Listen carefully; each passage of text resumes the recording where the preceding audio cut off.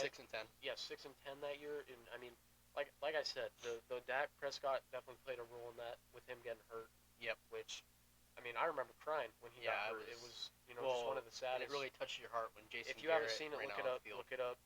Don't if you need to cover your eyes when he gets hurt. It's pretty disgusting to look at, but very. It's just one of Jason Garrett coming over and hugging him. That touched me in a way. And just Dak crying, being carted off the field. It touched me in a way that I don't feel like it touched my heart in a way that just my heart's never been touched like that. Yeah, and there's only been 2 times that's happened. It was when Dak got hurt, and it's when Damar had his And I mean the entire league, everyone in the world felt that one. I mean that was just traumatizing. I'm still traumatized from that. Bengal, shout out to you. You probably didn't feel any resentment or remorse is what I meant. Right. Making jokes about it in your videos. Yeah, which probably wasn't smart, but also it is Bengal. It was really traumatizing. I remember sitting there we were just shocked. Dayton was over here, and I think that was the night before he left. Yeah. He was here on winter vacation. That's right. And they showed the replay, I remember. Because I remember we weren't watching the game, and then I looked at ESPN, and it said that the game was delayed. So I said, what is going on? Well, we thought it was just a weather issue. Yeah, we thought it was weather, so we checked it out, and we clicked on, and sure enough, you've got dudes crowded around crying, ambulances on the field. Horrible. And so I remember checking ESPN, and it says, NFL player Damar Hamlin has, what is believed to be cardiac arrest on the field. Yeah, and we never heard of that, on the field. We had never seen it. I mean, we've had, shout out to Shannon Sharp, favorite, Unk. His brother, Sterling Sharp, was paralyzed on the field. Yep. I do remember that. I've seen that clip. Yeah, he said that really, hit him in a way that he, didn't really feel. Yeah. He said, it didn't really hit him until he, finally got back up. When Damar Hamlin went down, he didn't, he was laying there. It's just like... he didn't get up. He was wasn't responsive. He wasn't... That whole night. And I remember just staying up till 3 in the morning just waiting for some report to say that, he was okay. He was good. Yeah. And I remember we woke up, or Dayton wasn't here the next morning. I think he had to get up at 5 or 6. Yeah, I was up early.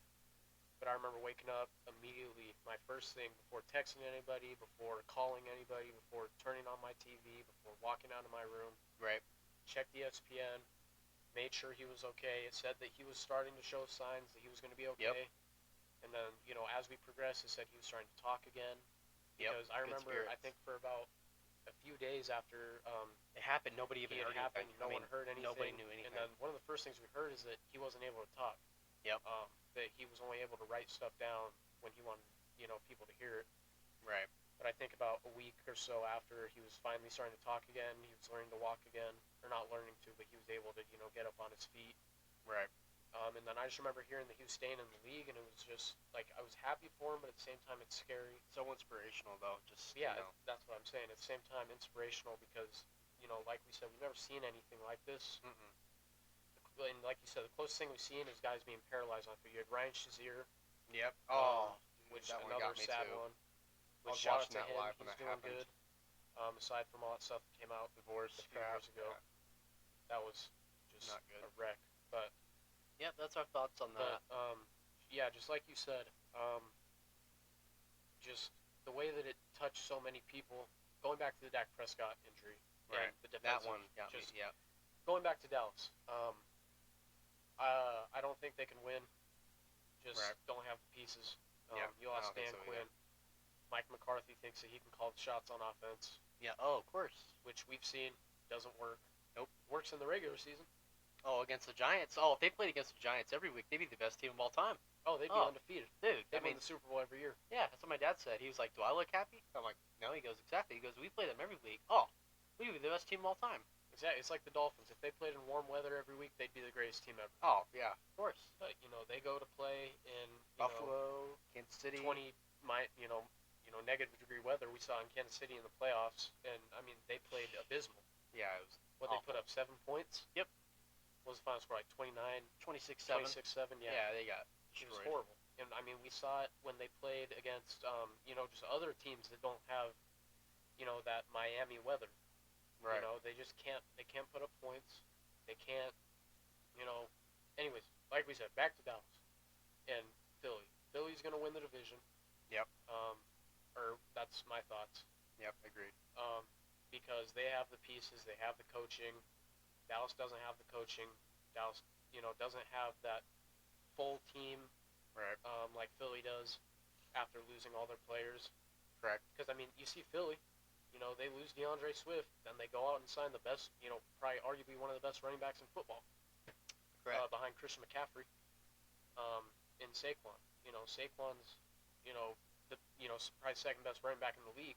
Right. Behind CMC. Correct. And but yeah, so Philly, talking to you, all you fans, yep. Y'all are gonna win the division. You don't gotta worry about Dallas. You don't gotta worry about New York. No. You don't have to worry about Washington. You're gonna win the division. Yep. You'll be in the playoffs. You'll be in the gauntlet. Sorry to our fathers. Yep. But Dallas doesn't have the pieces. Nope. I don't think so. Dallas fans out there, I'm sorry. You don't have the pieces. Nope. Not at all. You don't have the coaching. You don't have the full team. Yep. You don't have an O-line. You lost Tyron Smith. You still got, a few pieces of the line, but you lost Tyron Smith. You're gonna lose Zach Martin here in a few years. He's starting to, Well, break Tyron down. Smith's been, one of, if not the best left tackle in the league over his entire career. Right. Tyler Smith's good. I like Tyler Smith a lot. If it wasn't for David Bakhtiari, he probably still would be. Right. David Bakhtiari, outstanding tackle for the Green Bay Packers, just deals with a lot of injuries. Yep. But, yeah, so Philly, you're going to win the division. I'm saying that loud and clear right now. I don't have any doubts about it.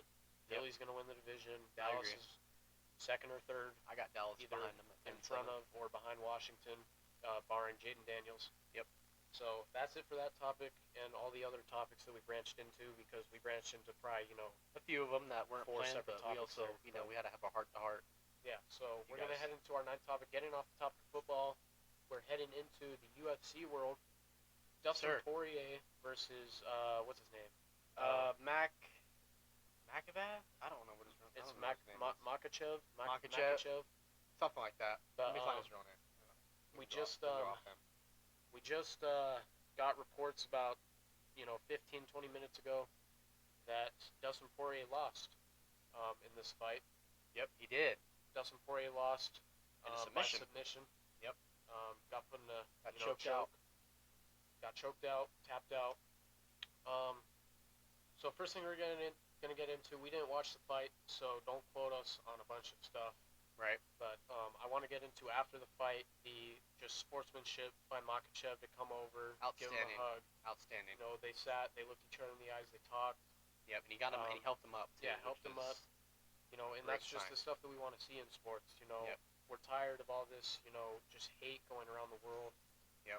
Which is what we said in episode 1. We don't want hate. We want love. We want to bring people together. We want to bring people together. Yeah, and that's exactly, what happened at the end of this fight. Right. Makhachev beats him for the belt, stays the UFC champion. That's right. And it's just great to see stuff like that you don't see very much anymore. Yeah, and there's still good people in the world. Yeah, there's still good, still good people, still good, players, still good, or by players I mean sportsmanship level. Right. But like I said, it's just not something that we see very frequently anymore that we want to see. Nope, not at all. It's very rare. It's very rare to see those, good sportsmanship moments. You go back 10 years, you see them all the time. Right. Dudes helping each other up, just stuff like that. But nowadays, you just don't see it. Just like Andrew Luck telling all the guys he used to go after him, good hit. Yeah, exactly. Andrew Luck will get sacked and tell him, great, good job. Yep. He's like, you got me. And it's not something that you see with quarterbacks. Quarterbacks nowadays just complain. Yep. They yell at their O-line. It's like, pick them up. Yeah, that's because what you learn is if you yell at someone, they're not going to get any better. That's right.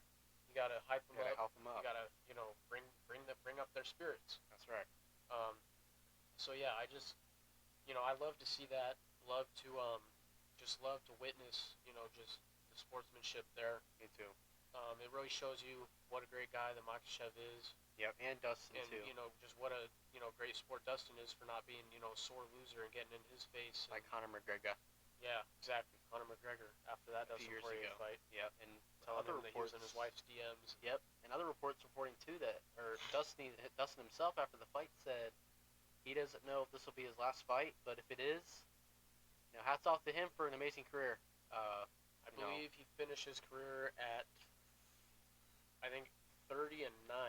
I believe, somewhere around there. You're right. You got that spot on. There you go.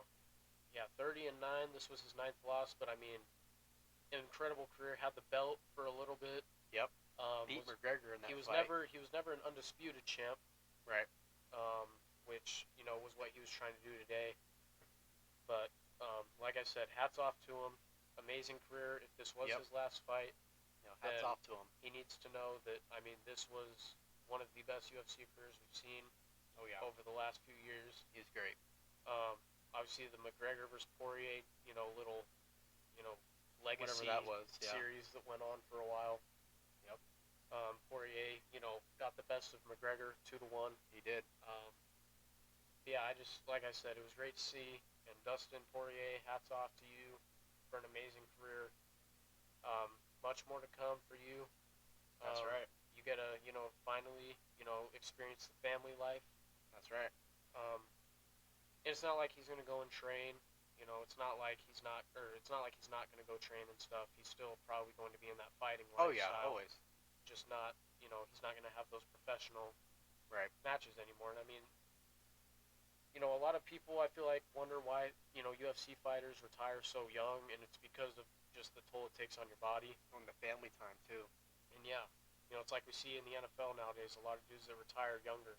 Yep. Because they have families that they want to come home to. They've got just the outside world that they want to experience. Yep. Except for Tom Brady, but that's a for topic Tom for another Brady time. And Aaron Rodgers, those guys, I guess, just. Yep. Well, I guess Aaron Rodgers doesn't even talk to his family. No, he doesn't even talk to his family, which is pretty sad. Yeah, but the only reason Tom Brady retired the first time was because of family. But that was also because it wasn't family; it was his family. His wife at the time, Giselle, forced him to retire. She said, you either retire or I break up with you. Yeah, which is harsh. So I think Tom Brady made the right decision coming back. Yep. That's what that's UFC our take topic on tonight. The UFC. Yep.